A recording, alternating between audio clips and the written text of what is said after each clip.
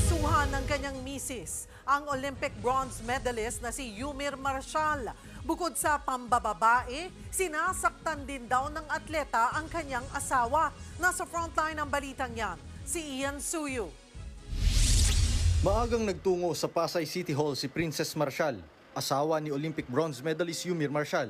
Kasama niya ang kanyang abogado para magsampa ng kasong paglabag sa Violence Against Women and Their Children Act o VAUSI at concubinage o pagtataksil laban sa atleta.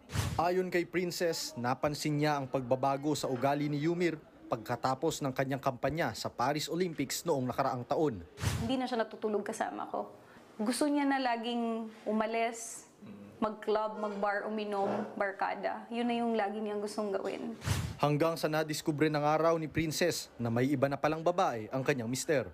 Nalaman ko na nagkikita pa rin sila nung babae. Na-confirm ko na talagang nagsasama na sila. Kinuha niya rin po lahat nung savings namin. Nalaman ko na nagpapatayo siya ng bahay para sa babae. Sobra na yung pambabastos na ginawa na hindi man lang ako iniwanan ng kaunting respeto. Bukod pa dyan, hawak din ni Princess ang ilang larawan na ebidensya ng umano'y pananakit sa kanya ni Yumir.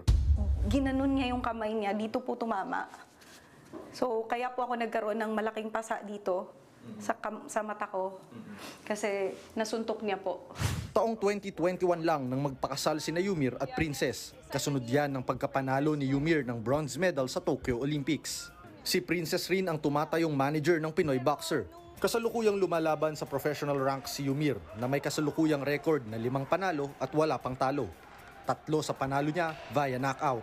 Panawagan naman ng kampo ni Princess sa Games and Amusements Board, i-review ang insidenteng ito, lalo't may mga testigo raw silang magpapatotoo sa mga reklamo. It's just a call of action. There is an intent to implement discipline and morality and upholding rules and upholding the law amongst the professionals in the sports industry.